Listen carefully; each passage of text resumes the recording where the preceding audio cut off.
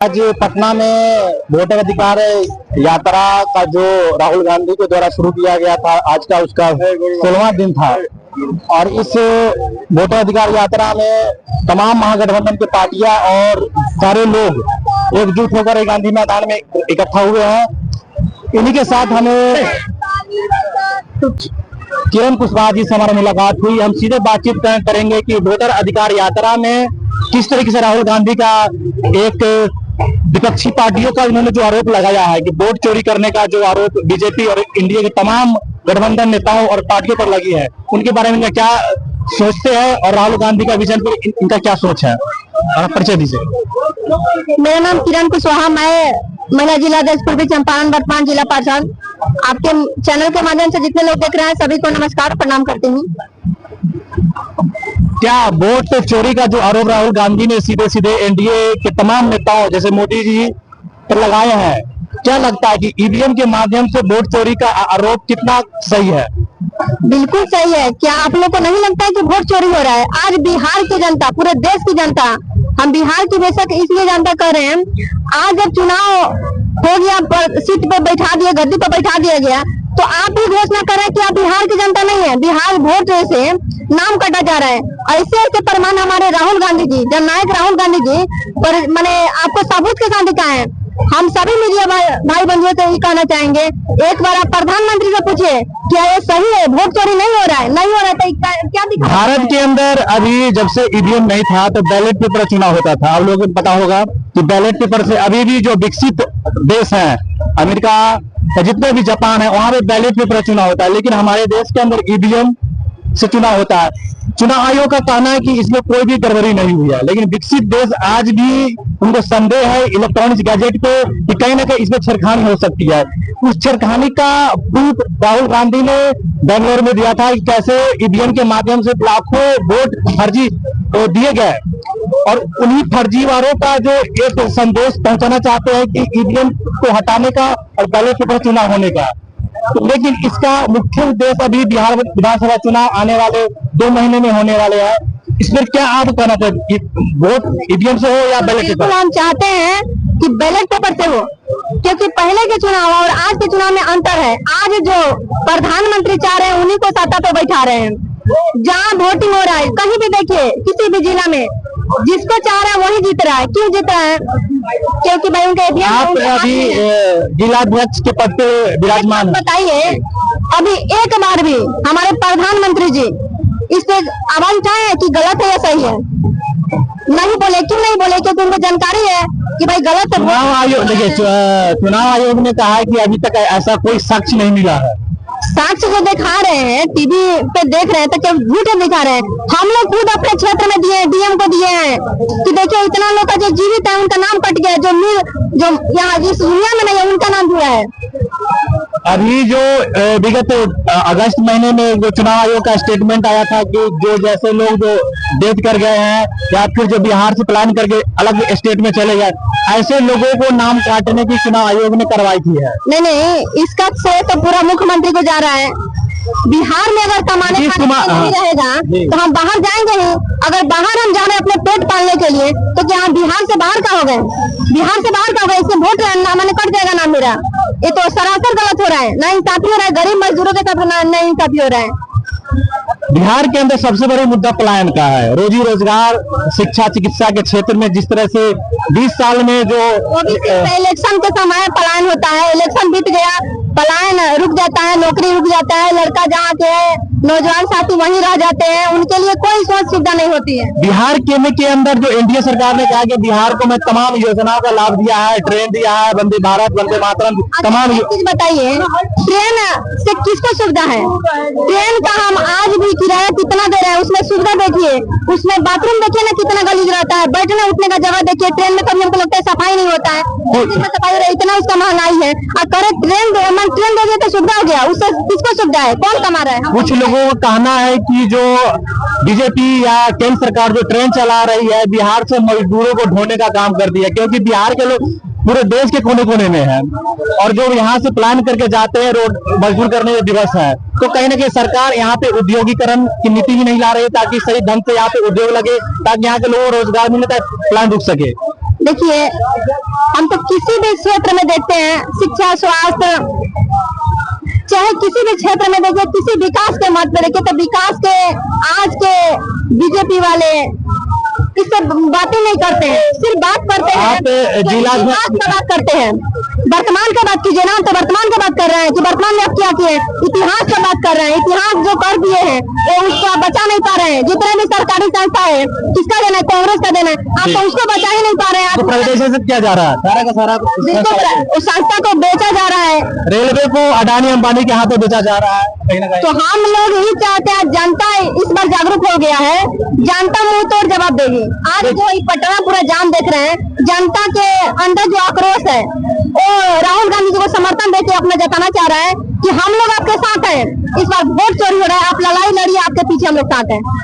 लोकतंत्र ने एक हमारे देश के नागरिकों को वोट देने का अधिकार दिया है, और वो भी बीजेपी अभी 15 साल से केंद्र में शासन कर रही है, और कहीं ना कहीं षड्यंत्र रच रहा है। कुछ लोगों का कहना है कि बीजेपी षड्यंत्र रच के लोगों को वोट देने के अधिकार से वंचित करने का काम कर रही है।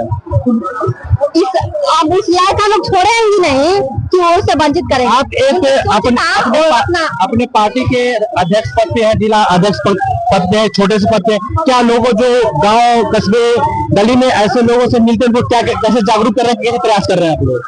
देखिए, जनता के अंदर तो इतना आक्रोश है कि हम लोग सुनते हैं तो लगता है कि अगर मेरे हाथ में हो तो हम लोग कुछ कर पाए, लेकिन ये तो सरकार के हाथ में है। आज कोई ऐसा चीज नहीं है कि जिस पर जीएसटी नहीं है। 10 साल के अंदर जो महंगाई हुआ है वो 70 साल में नहीं हुआ है। एक बार आप इस पर गणना करके देखिए। हमको तो लगता है जितने भी माने मजदूर गरीब भाई बंधु हैं, उनके अगर बेटी का शादी होता होगा तो गहना के नाम पे क्या बोलते हैं उसको, गिलट पितर देते होंगे। देखिए, कहीं ना कहीं महंगाई का तो मार है। बीजेपी शासन में हर स्टेट में पूरे केंद्र सरकार ने जगह टैक्स बढ़ाया, पेट्रोल पे के खाद्य पदार्थों पे एक टैक्स बढ़ाने का काम किया है, और तमाम अभी चुनाव आया है, चुनाव आयोग एनडीए की सरकार, नीतीश कुमार की सरकार, गठबंधन की सरकार जिस तरीके से निभावना योजना चला रही है कि 10,000 हम जीविका के माध्यम से देंगे, रोजगार करने के माध्यम से देंगे, 1100 पेंशन किया गया है, एलपीजी है, पेट्रोल डीजल। हम बात किए हैं भैया, तो एक बात हम आपको बताना चाहते हैं।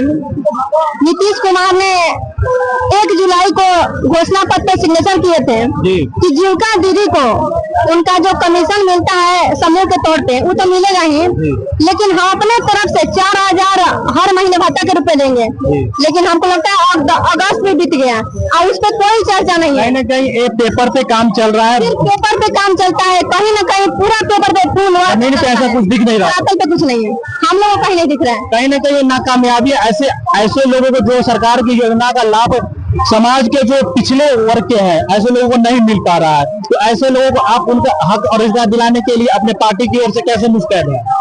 हम लोग एड़ी चोटी एक लगा देंगे और इस बार सरकार को बदल के देंगे। पूरे जनता की मांग, कहीं ना कहीं पटना के अंदर जो आक्रोश है ये आपको 2025 में के चुनाव आ रहा है ना, उसमें दिख रहा है। नवंबर में विधानसभा चुनाव होने वाले हैं, और वोट चोरी अधिकार पर जिस तरह से राहुल गांधी ने एक महाआंदोलन किया है पूरे बिहार में, और आज उसका समापन है, कहीं ना कहीं तमाम लोग इस बात से अवगत हो चुके हैं कि किस तरीके से बीजेपी ईवीएम के माध्यम से वोट चोरी करके अपने सरकार बनाने का प्रयास करती है, या हरियाणा हो, पंजाब हो, राजस्थान हो, एमपी और किसी भी राज्य में हो। ईवीएम के माध्यम से वोट चोरी करने का सबसे बड़ा खेल मौजूदा सरकार खेल रही है। उसके लिए एक महाआंदोलन की तैयारी पटना में हुई, और पूरे बिहार से लोग चलकर कार्यकर्ता के माध्यम से, संगठन के माध्यम से महागठबंधन के कितने तमाम पार्टियां हैं लोगों को जुटाने का प्रयास कर रही है और जागरूक करने का प्रयास करे, ताकि लोग जागरूक हो सके और अपने अधिकार और मत का प्रयोग सही ढंग से कर सके। आने वाले विधानसभा चुनाव जो नवंबर में चुनाव हो जाएगा, नवंबर से पहले चुनाव आयोग आने मतलब अक्टूबर में चुनाव आयोग घोषणा कर देगा कि अब बिहार में इलेक्शन होगा। अगर चुनाव जल्दी करवा दिया जाता है, केंद्र सरकार अगर आदेश देती है, तो चुनाव आयोग कुछ फैसला लेने को तैयार, उस पर लोगों का क्या कहना है? देखिए, चुनाव तो अपने समय पे ही होता है और होना भी चाहिए। अब जल्दी जब ही करेंगे, क्योंकि अभी जनता का जो आक्रोश है, अगर आज कर ले, कल कर ले, नवंबर में जब भी करें, लेकिन फैसला वही रहेगा कि सत्ता बदल के रहेगा। देखिए, कहीं ना कहीं जमीनी स्तरीय कार्यकर्ता एक्टिव हो चुके हैं, पूरे गांव गली मोहल्ले में ये लोग जनता को जागरूक करने का प्रयास करें।